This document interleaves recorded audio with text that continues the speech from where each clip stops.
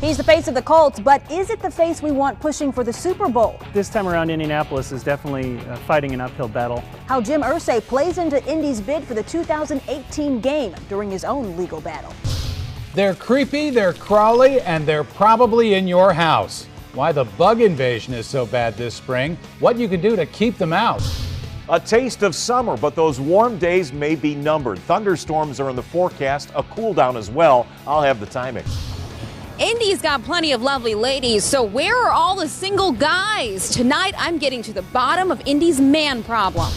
Struggling to find focus once a common child disorder is now an issue for many adults. Cloudiness, inability to focus and concentrate. It's happening more and more. How you can get help. Fox 59 News at 10 starts now. From Indiana's #1 news source, this is Fox 59 News at 10. The bid to bring Super Bowl 52 to Indianapolis is in the mail. But so are the bids from Minneapolis and New Orleans. Good evening to you. Thanks for joining us. I'm Fanchon Stinger. And I'm Bob Donaldson. Colts owner Jim Irsay will travel to Atlanta to present Central Indiana's pitch to his fellow owners. It will be his first public appearance since his recent arrest. We're considered, as you know, by many to be the underdog in this fight. So the question tonight, does Irsay's involvement hurt us or help us? Fox 59's Kendall Downing joins us now live to explain more. Kendall. Bob and Fanchon, good evening to you. This decision, the Super Bowl decision, does not come down to voters like you and me. It is 32 team owners. These are people with whom Jim Irsay knows well, has relationships. A professor I spoke with tonight says Irsay in Atlanta will help the city. At 900 pages long, the city's Super Bowl 52 bid is thick. But to sell those words, Indy needs a powerful name, like Jim Irsay. The feedback we've gotten from the league office and from ownership around the league has been totally positive and supportive of Jim. It might be surprising to some that Irsay would show up in Atlanta, given his circumstances. I think it is helpful rather than hurtful to the cause. I really do. But IUPUI sports marketing professor Dr. Jay Gladden says it shouldn't be. Relationships are incredibly important. And Mr. Irsay is the one that has those relationships. Carmel police pulled Irsay over back in March. He's accused of driving under the influence and with prescription drugs, but no formal charges have been filed. Irsay checked into rehab days after the arrest, and he hasn't been seen publicly since he walked out of the jail. Gladden says it's likely the arrest will not hold much weight with other NFL owners, a tight-knit group. I think most of the owners are going to view what has happened recently with Jim Irsay as a point in time, a man struggling with an illness, and one for which he has gotten help. A pitch Irsay will make to his peers, not about his problems, but the place he wants to host the Super Bowl in 2018. The owners form bonds, they form coalitions, they form relationships, they form committees and subcommittees. And so his work over the years on a whole host of efforts like this should be helpful.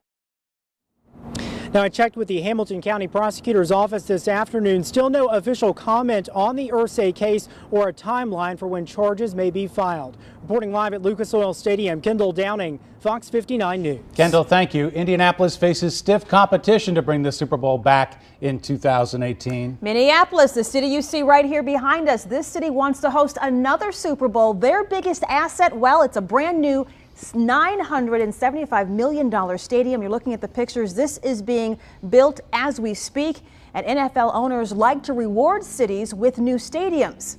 They like to give them a Super Bowl. Some other things Minneapolis is banking on: a 19,000 hotel room, new hotel for Super Bowl fans, multiple practice sites for 2 football teams, a recently expanded Mall of America, and a light rail transit system that would take fans to that new stadium. Now, one negative for Minneapolis, though, Bob, tonight, the extreme cold, of course. Not a lot of people like that. No such problem for the next Super Bowl contender. New Orleans is the only warm weather city on the short list. They've got the Superdome. And in 2018, New Orleans will be throwing a big birthday party. The Super Bowl will coincide with the city's 300th birthday. New Orleans will also spiff up the Superdome with bigger and better widescreens above the field. The Crescent City will also has a perfect track record for Super Bowl bids. New Orleans has won all 10 of its bids. NFL owners will meet in 2 weeks in Atlanta to make their final decision. Now, the NFL draft starts tomorrow night. The Colts, they are not on the clock until the second round Friday night.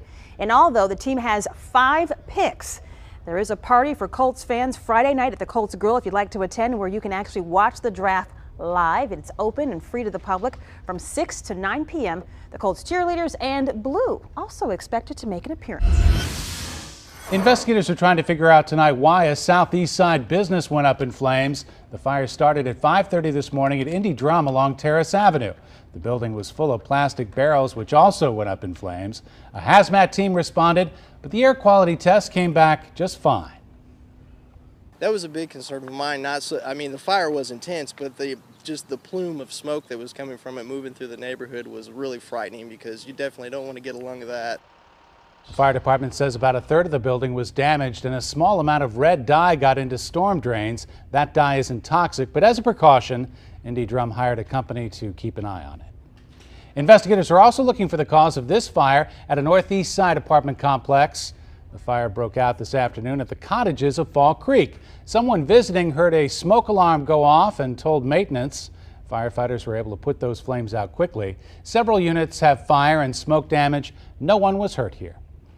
Well, a Madison County man was found dead, and tonight police say his death is suspicious. James Gee was found dead in his Alexandria home by a family member May 1st. Deputies say someone forced their way into a locked closet in Gee's home, and a safe was then missing. So if you have any information on this case, you are asked to call the Sheriff's Department. Termites, ants, and bees, they're all trying to invade your home right now. We can thank a hard winter followed by this big temperature turnaround. Fox 59's Eric Levy shows us how we can keep these bugs out before they do any real damage. These are the usual suspects this time of year. Mother Nature's waking up after a long, cold winter.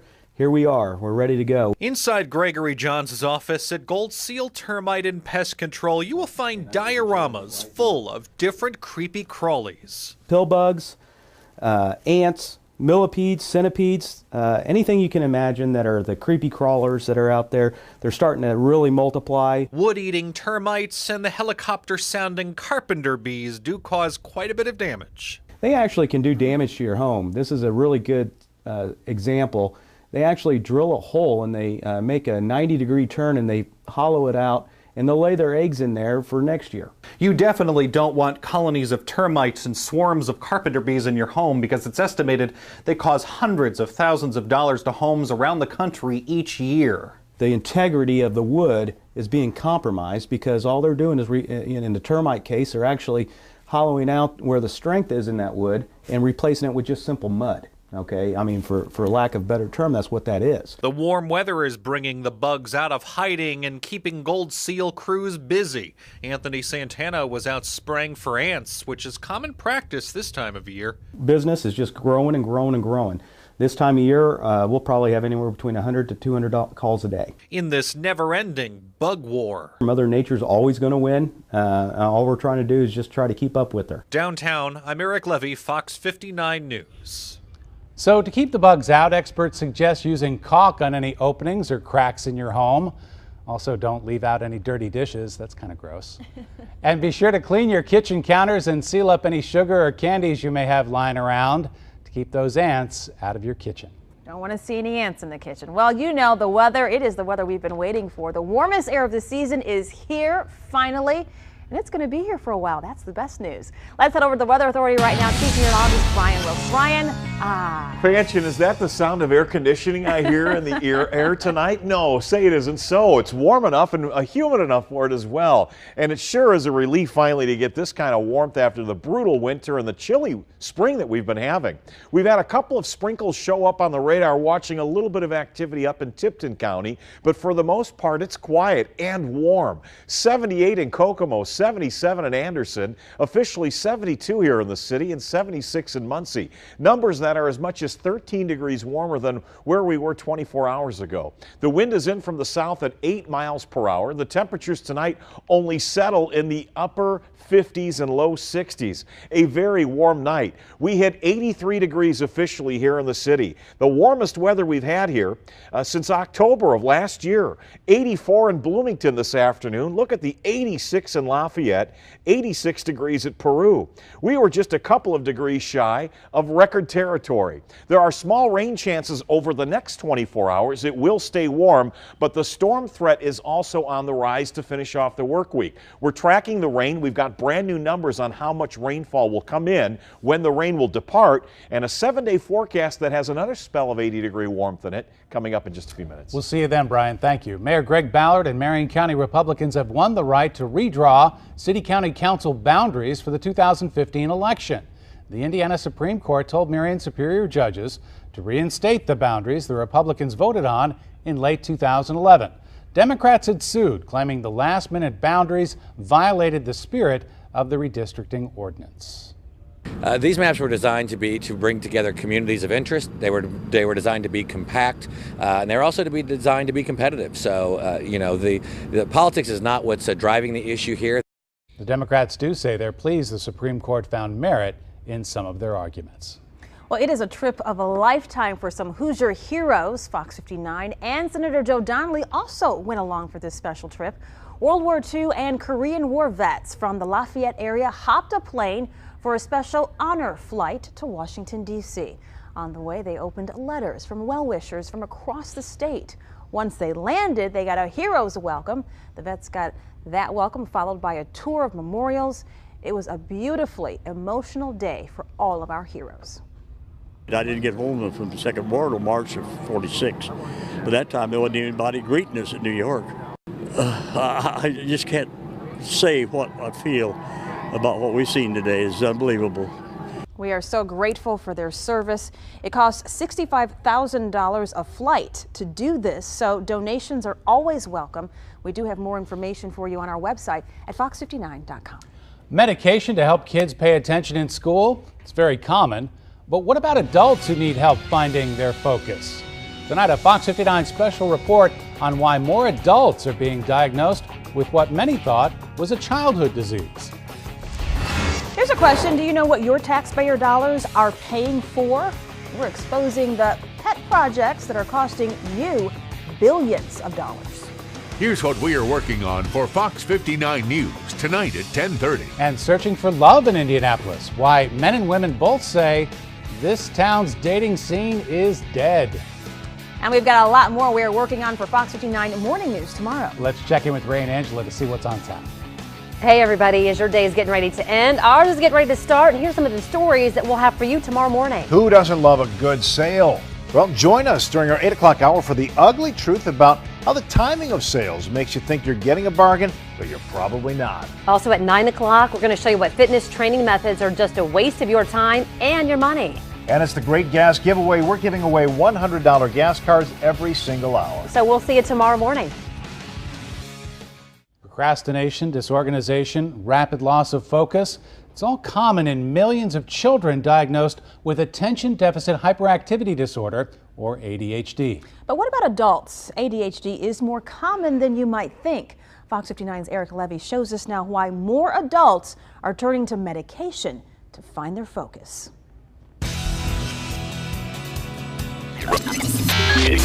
When one thinks of ADD and ADHD, it's usually connected with children.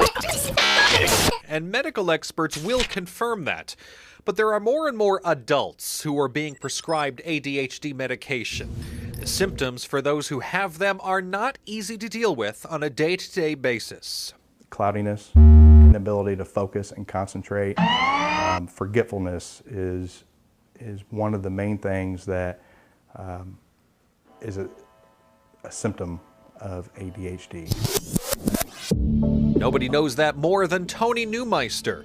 As a child, that is how he felt, and there were few drug options at that time that made his life better. I was on Ritalin for a very short time, and just the effects it had on me, we opted to go without it. So Tony and his family had to find alternatives to cope with it. It wasn't until as I grew older and could see that I was having the focus problems, the concentration problems, that I began to learn more about it. And together as a family, we seeked out the treatment options. The drug Adderall is what he's been on for the last decade or so. He says it's helped him considerably in his life as a family man who works in the medical field. Even more so when he was a police officer. And as a police officer, you got to have concentration. If you don't have concentration and the ability to focus, your odds of being hurt grow significantly. And Tony Neumeister is not alone. More adults are being prescribed attention disorder medications. So says a 5-year study done by Express Scripts, a company that manages prescription benefits for Americans. They found the number of adults taking ADHD meds climbed 85%. Dr. David Mazzino with Express Scripts says it signals a need to look more closely at how and why physicians prescribe these medications for adults who may experience symptoms of attention disorders as a result of keeping up with multiple demands on their time. There's also a lot of kids diagnosed in the probably 90s and 2000s that are growing up and they're adults now, and they were on medicine before and it helped, or maybe they weren't. But they're now discovering that these symptoms are impacting their lives. Danny Waddle, a mental health counselor at St. Vincent Hospital in Indianapolis, thinks another reason for the growing number of adults on the meds may be the overall growing acceptance of mental health issues. So how do you know if you have it? Ask your friends, ask your family, ask them if they've noticed symptoms or if it's impacted them or how they feel like that your inattention or your disorganization or your sloppiness or your procrastination might be impacting them. The symptoms were most certainly bothering Tony Neumeister and is thankful every day he has his medication. And if you're thinking you may have ADHD, go to your doctor, get tested, see where your options are. It might be ADHD, it might not be. If it is, there's options out there, there's resources for you. Very interesting. And mental health experts say there is not one specific test that says yes, you have it or no, you do not have ADHD. And since it's something that is not that you don't develop as an adult, your doctor will likely talk about the symptoms that you've had and figure out the best and safest course of action. But something interesting. I mean, obviously, again, ADHD, something that you've always thought of as a childhood disorder. And again, it is. But it is going to adulthood. And I wonder, are there gender trends when it comes to the types of treatments that are available? Yeah, in that study, it found that adult women actually far outpace the number of men on the ADHD medication, and that's actually the reverse of children. Right. We're actually more boys than girls. And then that begs the question: is it because we're trying to do too much, or we put too much on our plate, or is it another condition? Well, just think of the symptoms, the cloudiness, the forgetfulness. It's bad enough as a child when you're going to school, but then when you're having to raise your children, pay your bills, and be an adult, it's got to be so difficult, and that's what Tony Neumeister was talking about. It's a fascinating topic, Eric. It very is. Thank you very much. An emergency meeting is set for the state's education leaders. That meeting comes after the federal government announced Indiana is in danger of losing its No Child Left Behind waiver. That could mean an end to the programs used in every Indiana school. State Board of Education members wanted to hold that emergency meeting this week, but due to public meeting laws, it will be on Tuesday. Watching the roads while keeping your children safe, it is a tough task for school bus drivers. Fox 59 actually hopped the bus today. We got a first-hand look at the dangers our school bus drivers are facing on the roads, from cars cutting them off to sharing the road with people, bikes, even motorcycles. According to the Indiana Department of Education, last year, nearly 2,700 cars drove straight through a school bus stop arm in one day. Even if there's nobody behind us, they will pull out in front of us so they're not behind the school bus. And there's been at least 4 incidents involving school buses recently. You may remember 2 of those involved crashes that killed a motorcycle rider and a man on his bicycle. Police say both cases were accidents and charges will not be filed. New at 10 tonight, 2 children held against their will to work off a debt are safe tonight. Tonight, this man, Romulo Molina, is in jail. State police pulled him over yesterday for a traffic stop in Hancock County. They learned Molina was taking a 12 and 13-year-old to Columbus, Ohio to work off a debt their family owed in Mexico. Molina is now facing human trafficking charges.